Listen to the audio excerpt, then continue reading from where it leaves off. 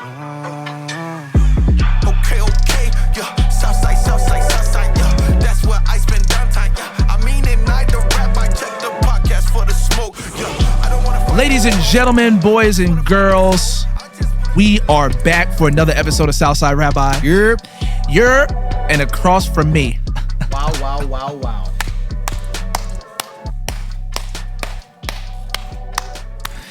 Let me just give before I start talking about this brother across from me, let us just pause and give a moment of pregnant pause, a moment of silence to just respect this man's genius and brilliance. I'm not being quiet, bro. That's enough. I refuse. Okay.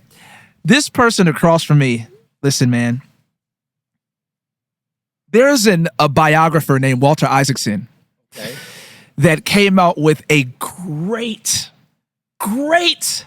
biography on Steve Jobs. It's probably the definitive biography that you should read on a genius like Steve Jobs. Walter Isaacson is a journalist who has mastered writing biographies about geniuses. What? So the first one he did is of Steve Jobs. Amazing. If you don't have it, I beseech thee, yes, my dear brother and sister, to go out and get it. If you really are interested in like Apple, Steve Jobs, want to know about the genius behind Apple, he goes deep. Yeah. And so it's really good.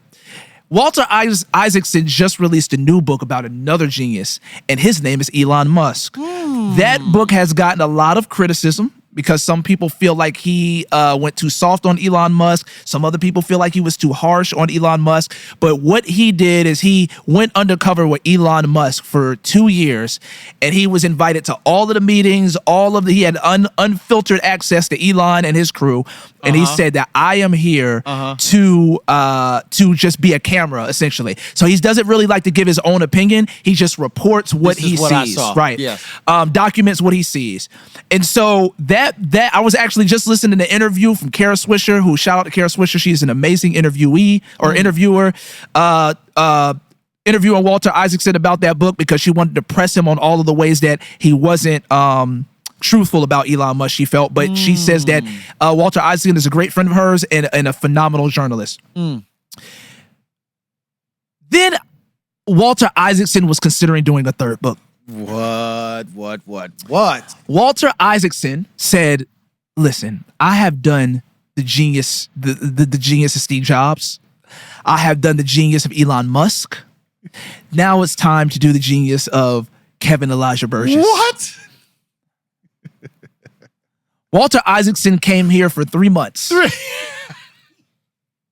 And he concluded in that 3 months, after the first month, really, he called me. He said, look, man, I mean, first of all, I have to just say, wow.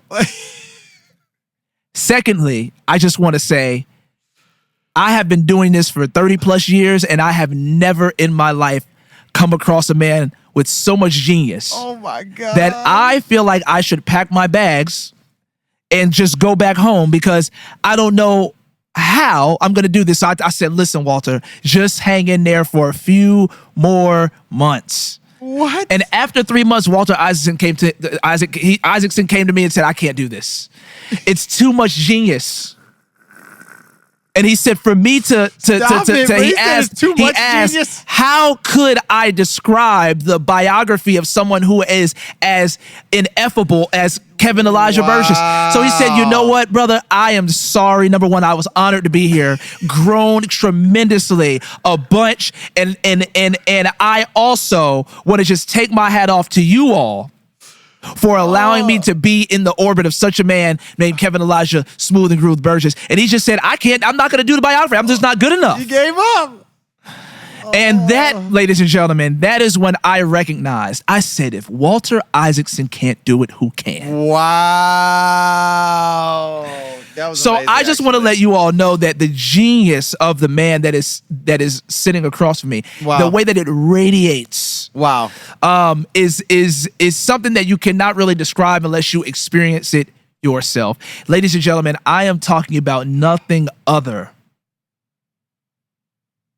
If there was a residency in heaven, he would preach it for 7 years straight because it's the number of completion. The number of completion, and then it'd be done. And so I just want to say, Kevin, Elijah, Smooth and Groove, Burgess, everybody, welcome my man to the show. Wow. True theologian for real. Don't leave your Bible around him because he will exposit and exegete the text, plant it inside your cerebral cortex, and send you about your holy, merry way. Oh my goodness, bro. Ladies and gentlemen. What am I supposed to? I'm supposed to just take that? I'm supposed to just sit here and receive that? Like, I don't. Just receive it, brother. What an audacious encouragement. Well, brothers and sisters, I'm not going to try to top that. I'm just going to say, it's always humbling to sit beside you, across from you. In my estimation, I should be cleaning your feet like Jesus did for the disciples. I think that's one of the ways that I can be like Jesus is recognize that greatness is in humility, bro. Humility is greatness, okay? Right. So I am only great because I am constantly humbled by you. Okay. So if I am great, if people think KB is great, it is only because I have spent 15 years in the shadow of this man across the table from me. No. And humility is it is my bread. It is my butter. It is the life I live. It is my lot in life. And I embrace it because I'm great in the kingdom because of you, brother. I'm also thinking now about how there's a comedian who's in a lot of trouble right now. Pray for grace for him. But Chris Rock, he had a special where he was talking about the levels of celebrity in the industry. Yeah. And he said, I'm gonna put it in my own words. He said, I'm about 6 feet away famous. Meaning you got to get about 6 feet away from me and be like, oh, that's Chris Rock. Oh, okay. He said some people, like say Barack Obama, they're like 30 feet away. Yeah. Like you are across the street, up the block. Right. That's Barack Obama. Exactly. He talked about Oprah. Oprah is 50 feet away. Okay, like that is Oprah Winfrey. That means KB is 200 feet away famous. I was just thinking, I was like tallying it up like Oprah, You freaking killed Chris Rock. So that means KB has to be at least 200 feet. That's why when Walter Isaacson called me, he said, Ameen. He said he was tallying it up in his mind. He was doing the math. I was like, okay, so if Oprah is 50, KB has to be 200. That's why when Walter Isaacson called me last, he said, Ameen, I only... The thing about geniuses is that they say, I only asked if I could, I didn't ask if I should. That's what he said. And then he said, I don't think I should write this biography. No, I give up. Bro. You win. Okay. I'm great right now. I'm crying like if you can't see my face, tears are falling. I'm just great in the kingdom of God. Okay, my little old trying to put two cells together and make a thought. You just put the numbers in perspective for me. Bro. I was like, Oprah 50, please, Chris Rock, please, 6. bro. I remember I did an intro of you in our last season where I talked about how somebody called you up to introduce someone else. Right. Like that was really good, bro. I did not know how to respond to that one. If you have not heard that one, I don't know what episode it was. KB's greatest hits right there, bro. Hey, I can't follow that mug. I'm never going to top that. Was hilarious. How funny would that be that someone says, hey, man, I'm just here to introduce the guest speaker, and the introduction is so good, so profound. And they cancel his speaking. The guest speaker, along with the staff, asks you to stay up there. And the guest speaker slides you his notes. And if it's a script, like if it's a passage, you say, hey, I don't need these. What passage is it? 1 Corinthians 3:2? Don't worry about it. Take it from here. Start preaching this man's own message for him. Oh, my gosh. All right. Sorry, brothers and sisters, for my failure. No. But there is life in loss. Yes. Okay? But we are here back on another episode of Southside Rabbi, Ameen Z. We're having a rapid-fire conversation today. We are. What are we talking about first? So I think that one of the things that we were talking about off camera that y'all didn't get to hear is we were talking about a podcast that we are listening to. Yes. And it's a podcast about Michael Jackson. Yep. And done by Wondery, called Think Twice. Shout out to Wondery for always doing great podcasts, Yes. honestly. Yeah, and yeah. if y'all want to hit us with a check, Please. we will not argue with you. There's a lot of things that we might do. Argue is not one of them, bro. I ain't arguing. We ain't gonna argue There'll with be you. no arguing. We ain't gonna argue with you. So they did a podcast talking about Michael Jackson's life. It's very good. They detailed his life all the way from like childhood to when he became the king of pop. Right. It's a very honest look at Michael Jackson. Very honest look at Yeah. Michael Jackson. That's dark a great way to put it. It's a Yeah. very honest look at Michael Jackson, the darkness and the light. Right. And I think that one of the things that we do know is that with Michael Jackson, there's been a lot of debate. Like Yes. there's been people on both sides. People that said, I think he was, a pedophile. People that says, no, he's getting set up by the system. They Yep. don't, he owned too much. He owned all of these rights to Yeah. this music. He had Yeah. this deal with Sony. Yep. They're trying to strip him. Kind of the same stuff they kind of said about Bill Cosby. Yep. Said Bill Cosby was definitely putting Quaaludes in those people's drink. Yes. But there's a lot of debate about the Michael Jackson piece.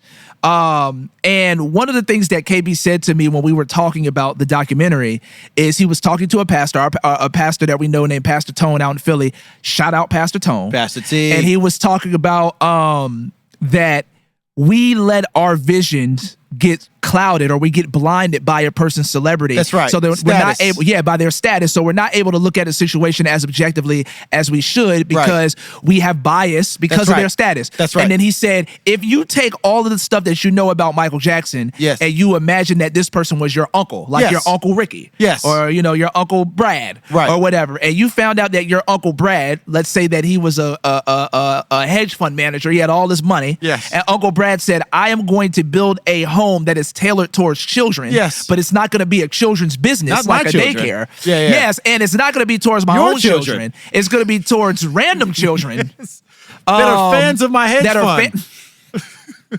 Whose parents invest in my hedge fund. Yes. I think that people would have some questions. Yes. And not only that, I think that if you knew that Uncle Bobby was very awkward around adults, but he lit up around children, you would have some questions. Yes.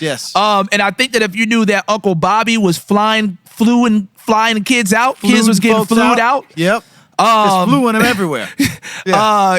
You would have some questions. Sure. And I think that if your Uncle Bobby walked around saying that he was Peter Pan, Yes. I think that you would have some questions. If Uncle Bobby had magazines all around his estate of semi-naked boys, as Michael Jackson did, you would ask. You would be like, well, I know this isn't illegal, right? But it's not nothing. It's not. That's one of our favorite quotes. Yes. We don't know what it is. Yes. But we know that it's not nothing. Not nothing. Something is here. Yes. Something's off. Something's off. Yes. And I think that, and Pastor Tone was actually making the point in reference to how we look at spiritual leaders, how we look at our own pastors often. This phenomenon, in my estimation, is consistent with the human condition. Right. We saw this with Israel. Mm-hmm. When they were picking a king, they had a king in Yahweh, but they wanted to be like the other nations. Yep. You know what I'm saying? We look at the neighbors. Man, the neighbors got a nice little lanai. There's a pool here. And here we are just drinking the living water. Right. I want to jump in some real water, like our friends. You know what I'm saying? So Israel's like, the children of Israel, we would like to put a man in place. And what kind of things were they looking for? Yep. A man that was tall. Yep. Handsome. Good looking. Yep. Looked strong. Looked like he could fight. Yeah. Right? Uh-huh. Could lead an army. Right. All the kinds of things that are consistent with how we navigate the world. If things look like they could be successful, they look attractive, they got the optics that you want to see in the folks you want to get behind them. If those things are there, then we can perhaps give our support to them. Yeah. Although height, ability to fight, the way looking good or not, have nothing to do with good leadership at all. Zero. Not even a little bit. Right. I think that's a part of the genius of our God in the nature of the incarnation. I was that gonna Jesus walked this world. The scripture made a point that he was not a man to be desired. a man to be desired via your eyes. Right. You would look at him and walk past him and not see glory. Yep. You would see a regular dude. Yep. That flies in the face of how we pick leaders, bro. Yeah. Who we pick, who we select for the folks that we want to come in and solve stuff for us. Right. We're looking for charisma. We're looking for energy. We're looking for somebody that can light up the world, Right. light up the room. Right. Life of the party. Right. If they are good looking, they had a background to play some professional sport. They were really good at in high school at some particular athletic, pursuit. Right. These are the people that we lean towards, and we always have. This Yeah. is not the invention of Americanism. Yeah. That gave us this kind of vapid, surface level discernment when it comes to who we want to lead us. Yeah. This has been who we have been from the fall, bro. Yes, absolutely. We are absolutely clouded by the status of who we see in front of us, Yeah. bro. And then it plays itself out in all kinds Many of different ways, yeah. Before we even get to the church, this is what we see happening as well in culture, bro. Yeah. You think about the ways, take Drake, for example, who we have to, if you want to talk about Drake being the greatest hip hop artist of all time, I think there's a solid argument to be made for that. Absolutely. The Drake is a problem of industry. Absolutely. And that's a fact. But think about the ways in which Drake lives his life in his relationship with women, right? Not just how he talks about them in his music, right? It's music. It's just art. It's interpretive. Right. It's just like looking at a painting in a museum. Right. Some would say. Some would right? say. I don't think that's true. Yeah. But that's so to say that most folks will say, I understand that Denzel had a training day, role, but that's not who Denzel is. Yeah. He also was in Fences. Right. So this perhaps performative art in his music. Which is really usually not what music insane. is. Yeah. But we'll just give you that. Right. Drake's habit of dating multiple women that he confirms in interviews and also in his music. Right. His habit of identifying himself as a dog and rolling around in it. Right.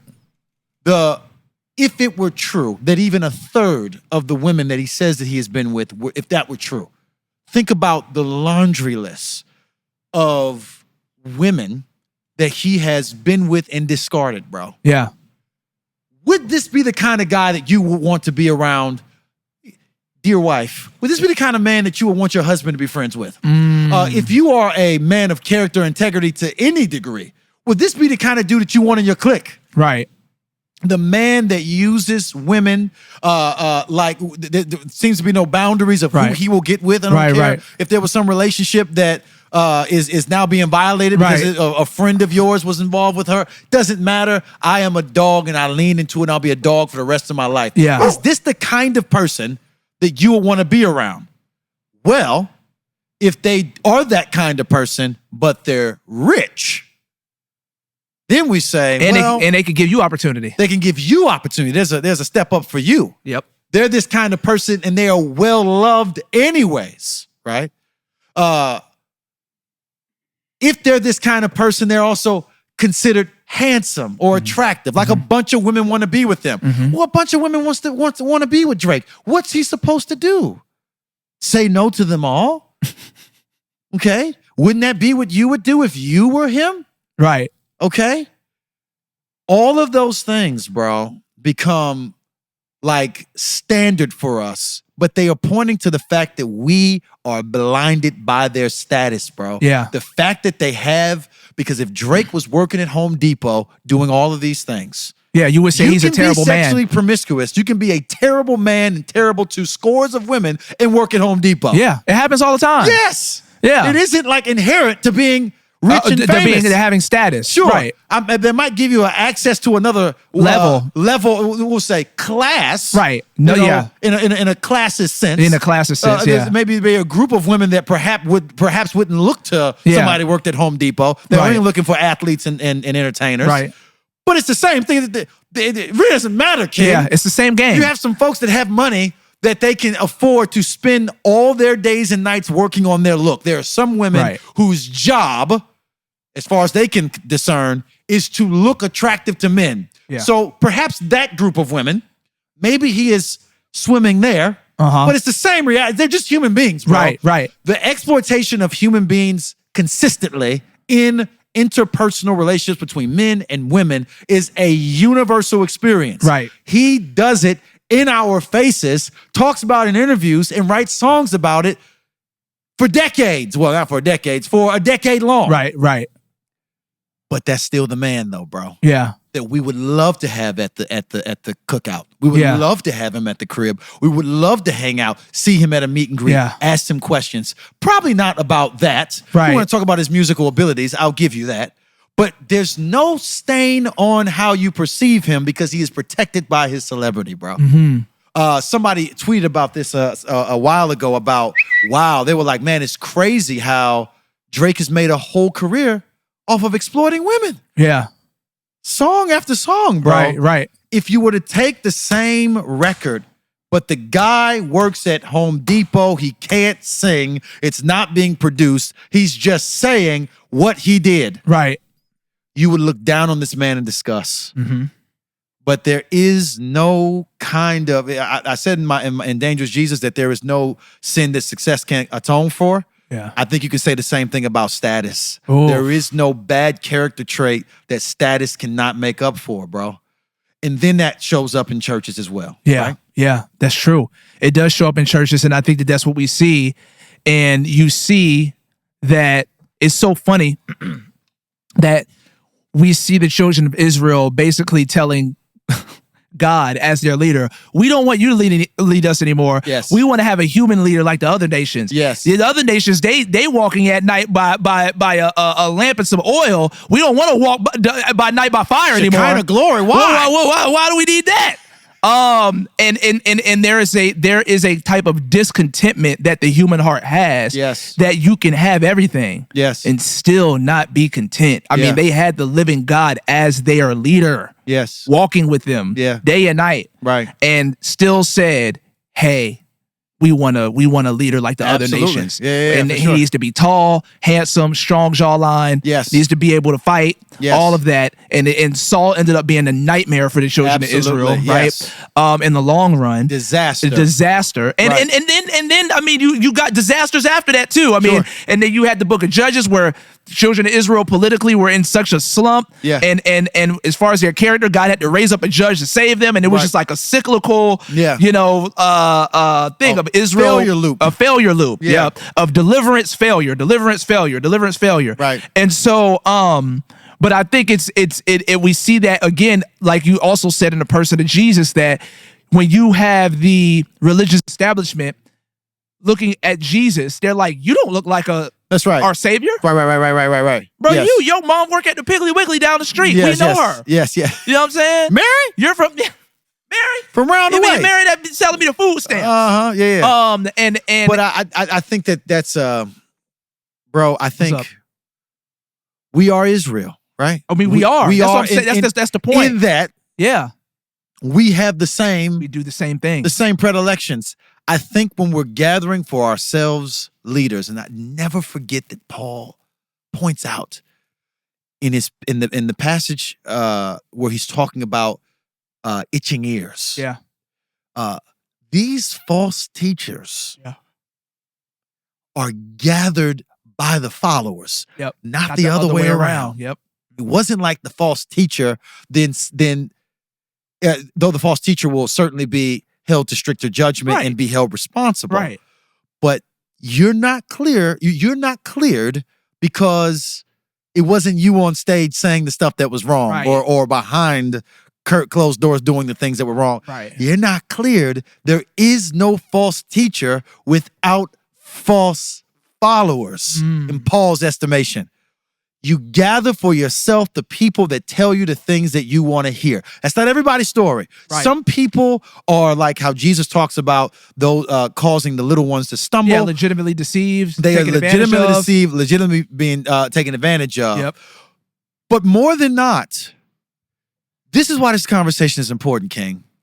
What allows charlatans, boy, and freaking snake oil salesmen that are disguised as preachers, bro, what allows them to thrive is our longing to be lied to, bro. Right.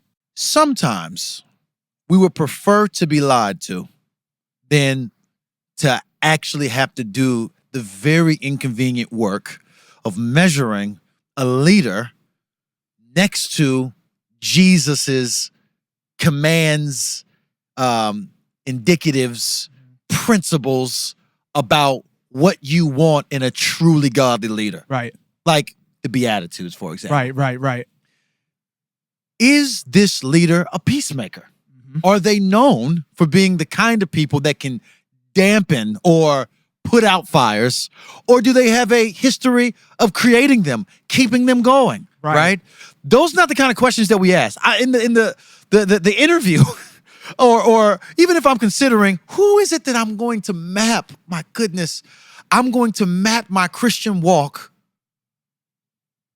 after the teaching of fill in the blank pastor, leader, or whatever. Right. I am only basing it off of how well that person can approximate the performative aspects of leadership, which is a very, very non-spiritual thing. Right. Because performative leadership, folks that can speak well, folks that can, charismatic, that are never aloof or lost in small talk, and they are good at moving at like a metropolitan from this place to that place, that audience, this group, this. I'm in front of corporate America. Then I'm down in the prison, and then I'm over here at the hospital. Then I'm at home everywhere I go. That's a skill, right?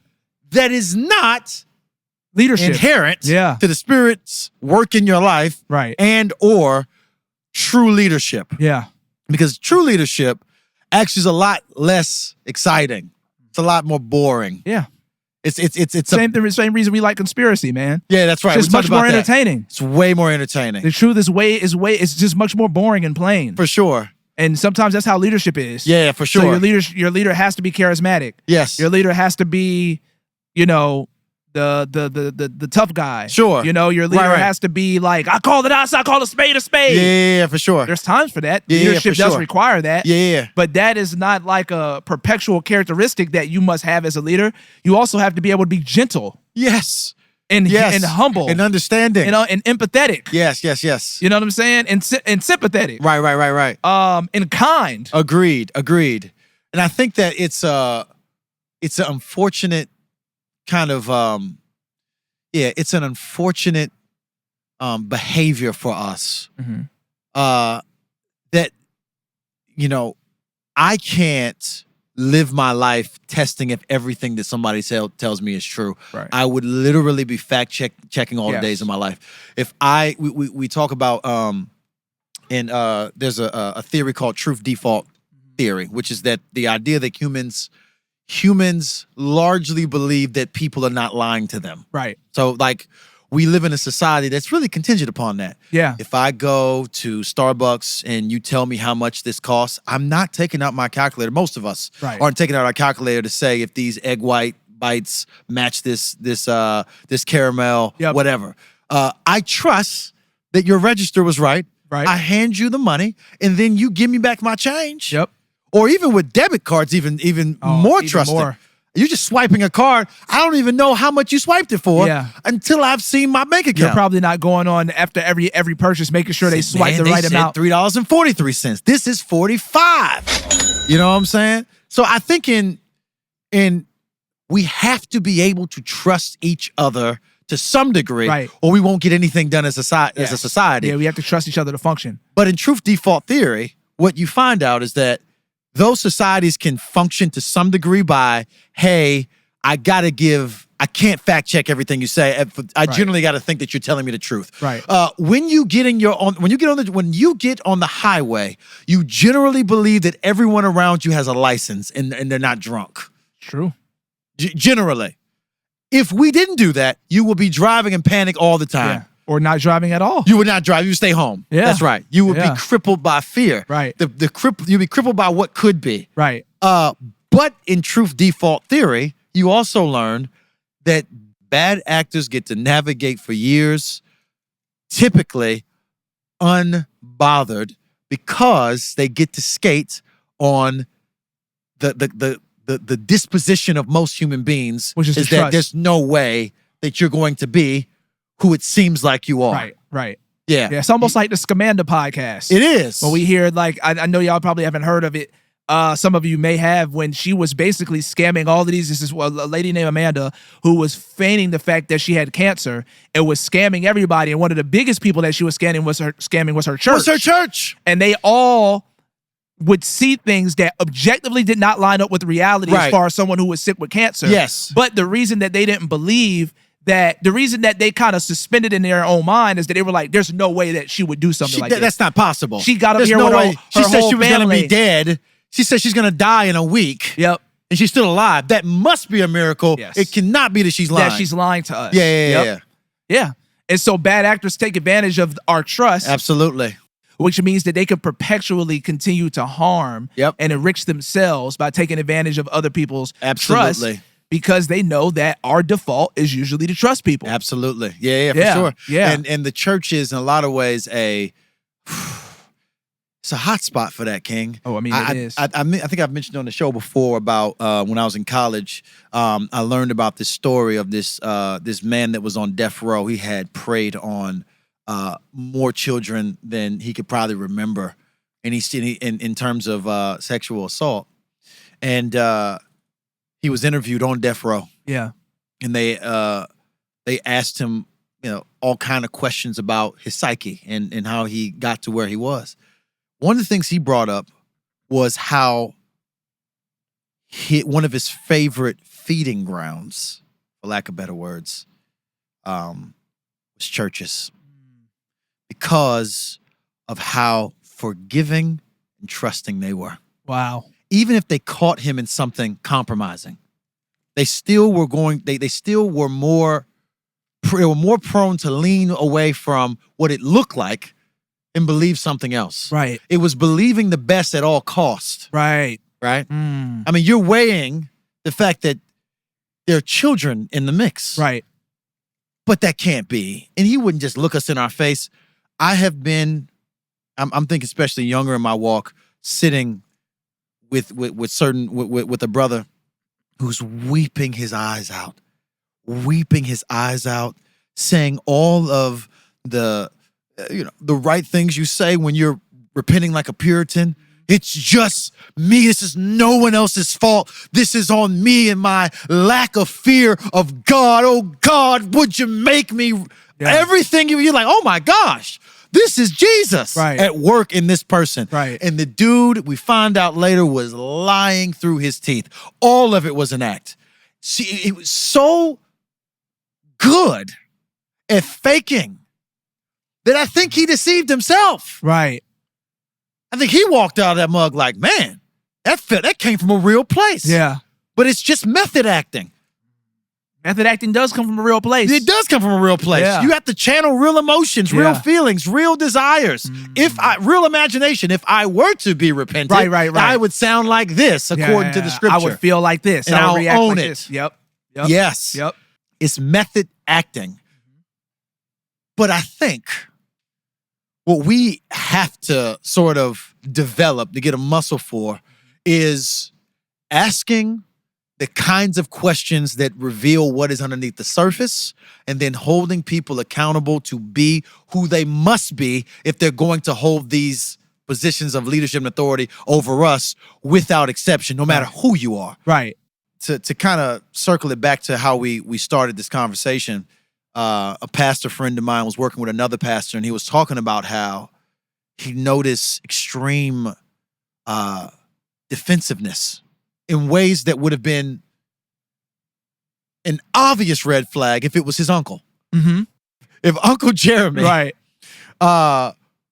Every time we had conversations about benign things, man, it might be cool if this year we all went to Disney World, he got defensive Yeah. and upset. If every time we brought minor correct, hey, when you get to the crib, can you take your shoes off because we just got the carpet clean? Right. And it's a big fuss, and he's blowing up the group chat. You know what I'm saying? Starting a new group chat. See, this is that. See, just small, but he can't take any kind of difference. We would say, Uncle Jeremy has a problem. Right. We would. Right. If whenever we all came together, he also talked about issues of ego and narcissism.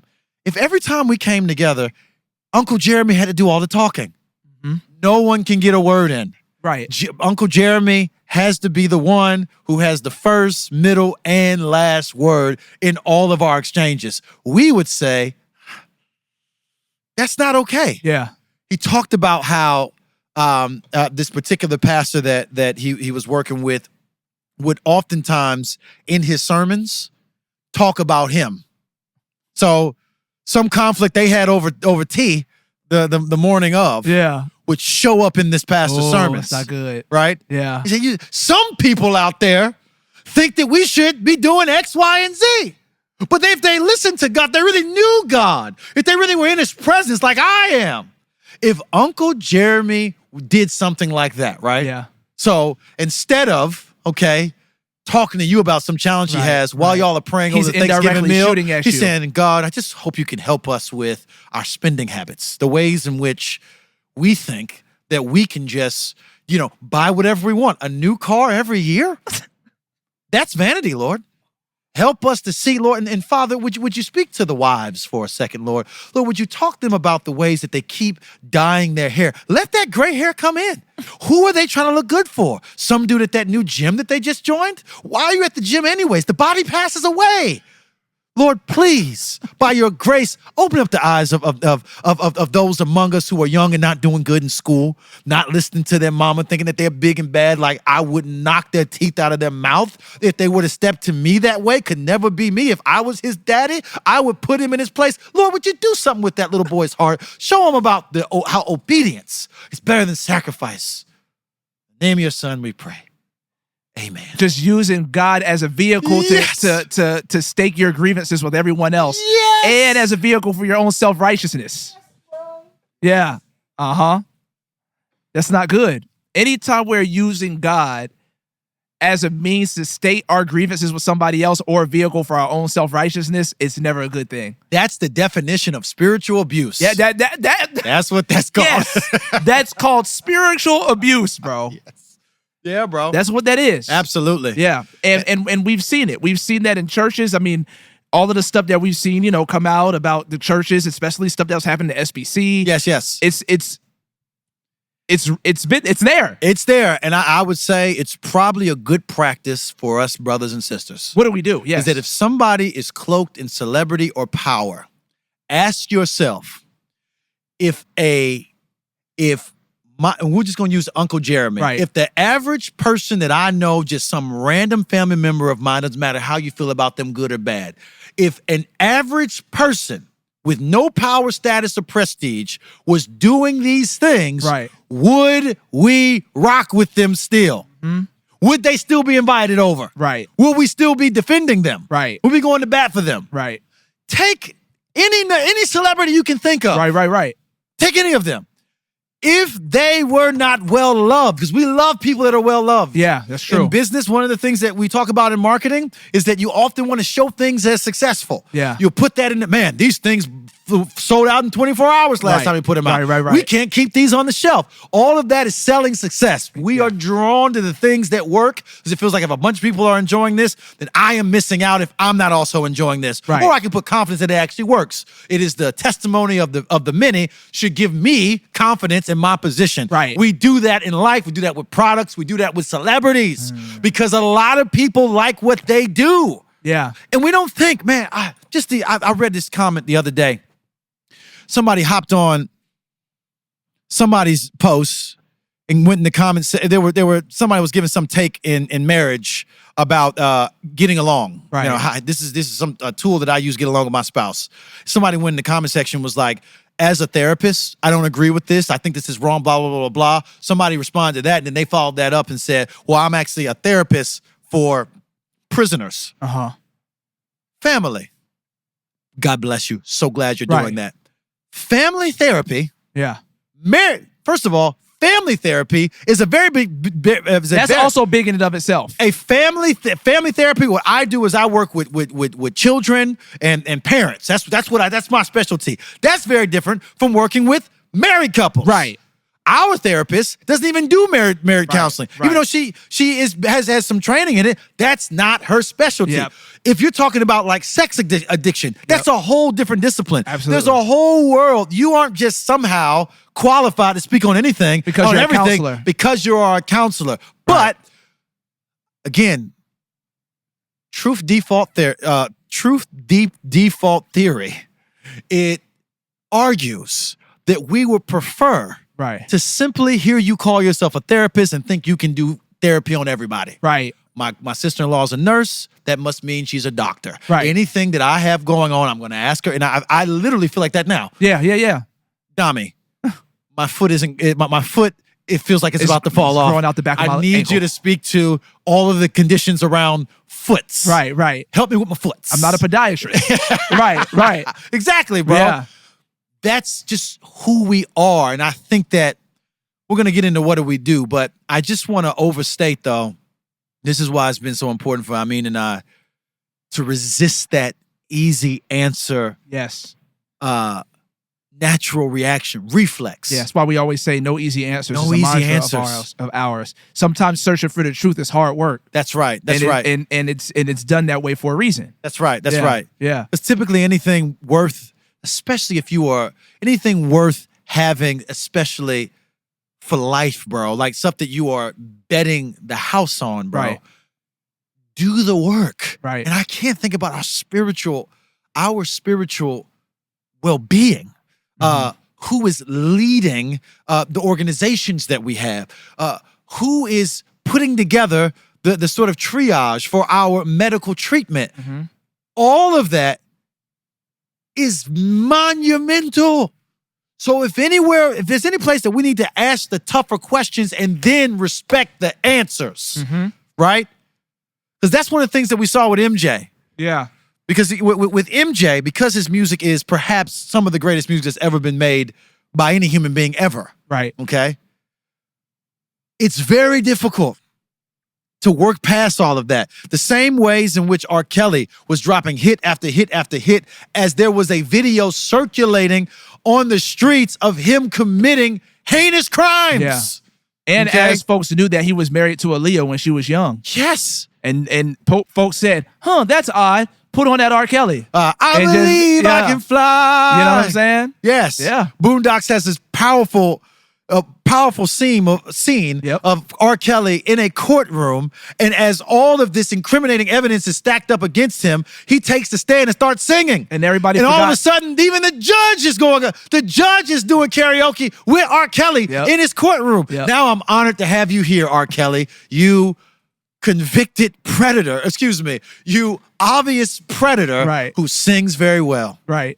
There is no sin that success, talent, and ability cannot cover for, bro. And we are not exempt of that in our communities, obviously in our organizations, even in our friendship groups, man. Yeah. Think about the Bible in the New Testament, Paul regularly, probably 4 or 5 times. It wasn't like a one-off. Right.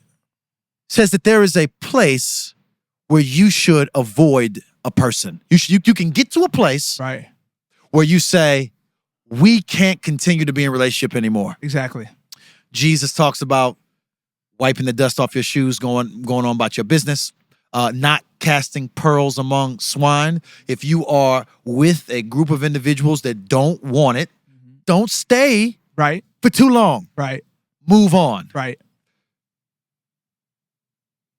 Paul says avoid dividers. Yes. I think that there's also, for believers, a discernment around who it is that is being protected by nostalgia. Like I've just known you for so long. And also, God has called us to a community of faith. Right. You know what I'm saying? But man, it could be a sister or a brother. We'll start with a sister who is constantly reinforcing things that make you love your husband less. Right. Or it could be a husband who has a brother that is constantly saying things that make you draw back from your family. Right. But they're at church every Sunday. Yep. Or that is feeding you things that really stroke the ego and boost the pride. but never tells you need to repent of some stuff or humble yourselves. Right. There are people that are protected by our nostalgia, I'm drawn to them. It's easy to talk to them. I feel good when I'm around them, but they are absolutely wreaking havoc in our lives. And the Bible would say you need to confront, give chance for repentance, and if not, step back. Right. But this phenomenon is in all of our relationships. Yeah. You know what I'm saying? Yeah. And that could be the status of the person too. Yeah. They're cool. They have a good status amongst our community. Yeah, group. everyone likes them. Everyone likes them. They look cool. They're a deacon. They're a pastor. They're an elder. They're a leader. Yeah. At the church. They're a rapper, a Christian rapper. Yes. Yep. They're a Christian singer, gospel. They're the worship pastor. They're on the worship team. Whatever it may be, all of that can play into that stuff that can blind you. Yeah. To me. Or to us objectively seeing the harm here. Yes. And then being able to excuse it. If you want to think about that which muddies the waters of how you see a person, status has to be the biggest culprit. Has to be. If you have status for irrational reasons. I was with a brother the other day, a high status brother. Okay, like the man has accomplished phenomenal things. A lot. You know in the back of your mind that this man has more money than you will ever see. Right. We're having a conversation, and even I felt this kind of this pull to see him as something more than a human being, but as someone who is at least sprinkled with some deity. Right. How could you be this talented and this gifted? You know the answer to that.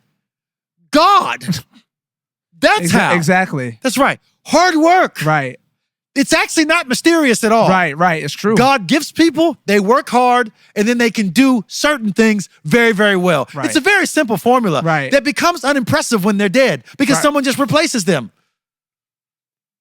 But when you're around them, you feel like you're in the presence of, even when we say that, I was in the presence of greatness. Blah, blah, yep. I was around Andre Ward. I've told this story about the first time I met Andre Ward, my favorite boxer of all time. Yeah. And how I didn't know how to be normal. I couldn't sit right in my seat. I was asking dumb questions. I couldn't put sentences together. I forgot what my name was. You know what I'm saying? Yeah. It's like, how did you get here? I said, how did I get here? I think I took a plane. It was a plane. I flew here. I got flued out. You know what I'm saying? Flew it out. So but I think the line between giving honor where honor is due and respecting is very close to idolizing and deifying. It's a thin line that we are accustomed to crossing, bro. Right. Because of the nature of the world we live in, bro. Yeah. I think in some respects, you know, historically, actors and entertainers were like they were like the minimum wage jobs. The jobs that people did when they really couldn't do. They had no other skills. Right. You know what I'm saying? Right. So I guess I can go act. Right. But obviously there's been a shift in that. This is just sort of the stage of the empire. Right. We now have time to think about enjoyment, and we're really, really committed to enjoying life. Yes. So we are going to award people that help us to do that well. Right. But don't forget that shift to celebrity culture also has some downfalls in it that begin to rewire our brains to not see the world as we ought. Right. We don't see the world as we ought. We don't see image bearers. It's not just the race issue where we got to talk about the image of God. Yeah. It's on Status athletes. issue. It's on celebrities, influencers, gifted people. Right. People like who we would consider beautiful. Right. You know what I'm saying? Or folks with resources. Right. All of that still needs to be bathed in, but they are image of God. They are in the image of God, and anything that is anything that makes us want to respond like how humans respond when angels show up. Mm-hmm. Anything that makes us want to do that, realize that is borrowed glory. Right. It is all that which they are projecting from somewhere else. They are moons in this world that reflect a light source that comes from somewhere else far away too. Yeah. Okay? God it isn't that you have more God on you because you have more talent than me. Right. Or more access to me. Right. Godliness isn't measured by success or ability or resource. Right. It's by the non-sexy, regular, mundane, but profoundly important traits that go along with a character that God would bless. And I think we should talk about that a little bit. Yeah. Again, I think it's a good practice to simply ask yourself, if somebody without status, a talent in some other area, or resources was doing these things and saying these things, how would I feel about it? That is a good test that you can run on whether or not you are being gaslit or enchanted by your predilection to idolatry over grandeur. I see grandeur, I see giftedness, I see resource, I see people being well-liked and appreciated. Is that coloring how I am viewing them or the decisions that I make to follow them? So there it is. I mean, or even how you feel about how you're being treated by them. Yeah, for sure. So that's another thing. It's just not just they have this status so that I'm pledging my loyalty to them and I'm being a fan of them because of the status, but it's also what you say to yourself when you get mistreated by them. Yes. Is that you will allow yourself to get mistreated by people that have status more than if the person didn't have status. You know what I'm saying? So yeah, Drake could, I don't know, say something bad, disrespectful to you if you're a woman and then tell you to get out of his house. Yes. And you may find that offensive, but he can then, oh man, spit some game to you and say that he wants you back later on and you go back to him. But if it was Marcus at Walmart that did it, Marcus would have been kicked to the curb and you would never saw him again. Yes, you would have wrote a review online. Now I know I know that that's not like necessarily always the case, but what I am saying is that there are exceptions and excuses that we make for mistreatment that we get from people of status that we would not make for anybody else. Yes. And so, and I think you saw that in our last presidential campaign, our last presidency, with all of the folks that got kicked out of the cabinet that talked about how they were treated, and then they went on this big treatise about how terrible this person was, but they weren't saying that when they were inside. None of it. Why? Because you will endure the mistreatment or endure the incompetence or endure the very real character flaws that you see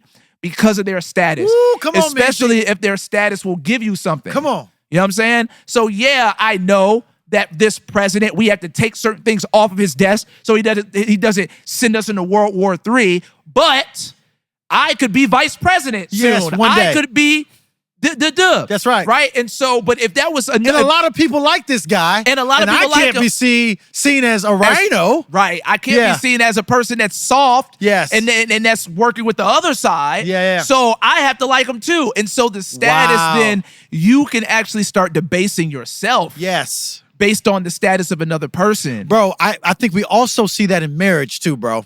So I think in marriages sometimes, especially with angry husbands, at least that's been most of my experience has been with angry husbands.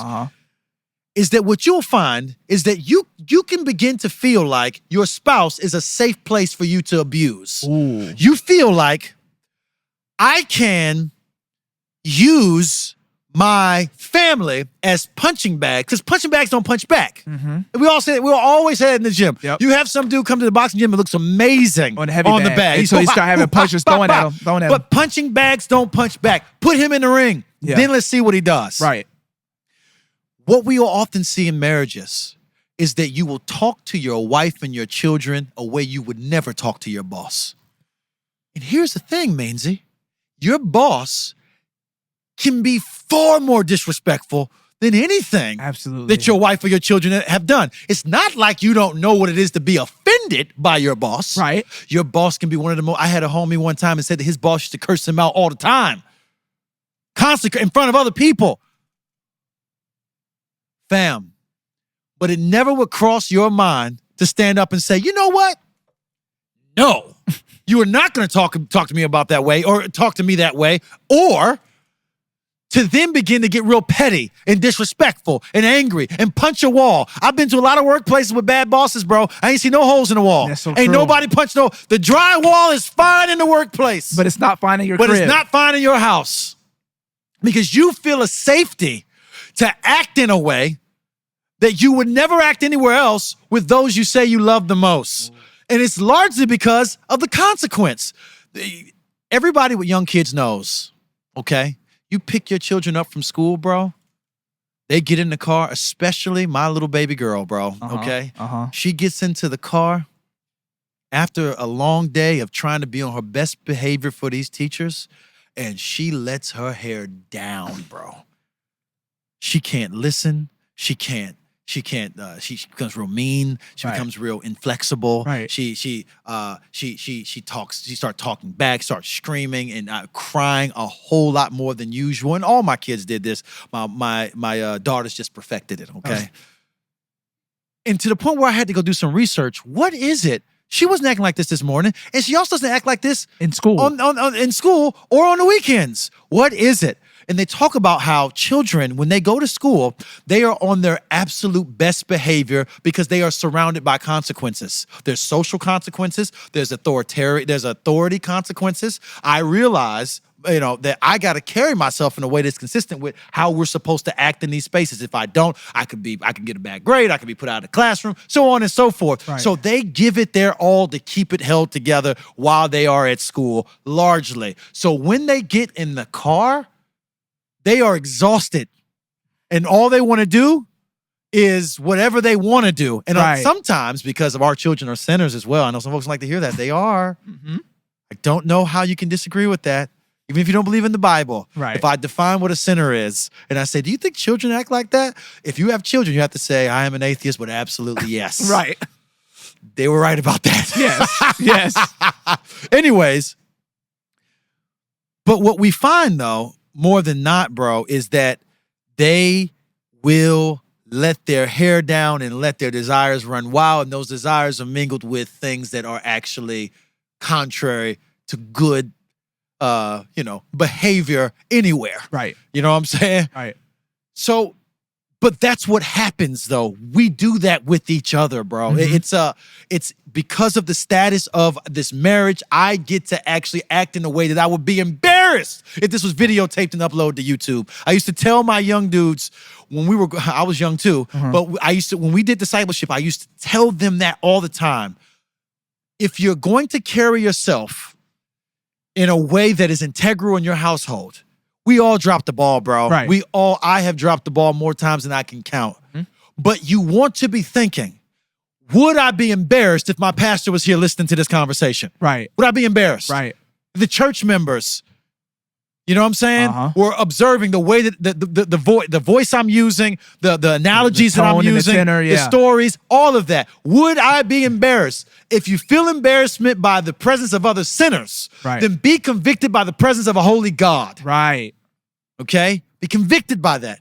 Because if you are, it will restrain what you want to do, bro. Right. Where I'll say where the evil in your heart wants to take you. Right. You feel me? Right. But status, bro, it's a multifaceted reality that muddies the waters of objectivity consistently in our lives. So some of those things that we mentioned were run some tests on it. Right. The other thing too, I cannot stress enough. Maya Angelou said it, but I'm just going to repeat it. Somebody shows you who they are. Believe him. Believe it. Believe them. Yeah. And what I'm saying is that is very difficult. Yeah. Because we find that to be incompatible with grace. Right. I can't believe this is who you are and also love you. Right. And give you grace. I want to argue that those two things are not opposed to one another. Somebody shows you who they are. You can still love them, still give grace to them, but you gotta think through the ways in which you can protect them and also protect yourself and those that their bad behavior can affect. Right. And, injure. Damage, yeah. This is, at the end of the day, you have a greater responsibility to love your neighbor by making sure that there aren't individuals that run wild without being checked because you want to be gracious. Yep. I'm listening to a documentary right now about a scandal at Columbia University where a doctor, OBGYN, went on for 20 years abusing patient after patient after patient after patient. And many of those women would not come forward because they knew what it meant. Right. First of all, you're going against Columbia University. Yeah, you don't have resources like that. In addition to that, women often aren't believed. Yep. Well, what were you wearing? What did you say? Were you flirting with him? So it's difficult to hold a it's difficult to hold an abuser accountable as a woman because that also becomes the identity of who you are. Yep. We begin to know you as the woman that went against him. Yep. That's who you are now. Yep. So I understand that there's some complexities to it, but I also know that the reason why men like that are able to go forward is because other men don't confront them. Right. They cover for them. Right. We have to be people. There is no reconciliation without confrontation. Yeah. So the grace that you are trying to give to this person that you're not confronting is not a true grace. Yeah, because true grace is dependent upon truth. Truth needs confrontation. Yeah. Lovingly, gently, patiently, right? But it is necessary. Right. And that's, I would say, in confrontation, you often are able to reveal everything you need to know about where you should stand with the person as well. Because how they react to it, maybe not immediately, but over time. Right. Maybe immediately it was defensiveness and they got to think about it and pray about it and they came back with something else. Right. But it is a clarifier. It is that it makes the situation HD. Right. Confrontation is a tool. Right. That allows you to discern what you're actually dealing with. Mm-hmm. And that's important to getting past the fog of status. That's where I'm going to start. Again, this is the simple things that Jesus talked about that the scripture talks about. Jesus reaffirms in our interpersonal relationships. Absolutely. But we have to do that simple, tedious, but hard work, which often takes a little bit of heavy lifting. True. You know what I'm saying? True. That was good, bro. Because status is such a big part of our culture. Yeah. Especially now in the age of social media and social influencers. Status is very much so become a part of something that we are rubbing up against in our everyday life. Yes. And because of that, we need to have proper tools to be able to navigate a world that is invested in status in a way that would keep us protected and in a way that would protect others. And so we will talk about this again. Absolutely. My name is KB. This is Ameen the Dream. Southside Rabbi, baby. We'll catch y'all later.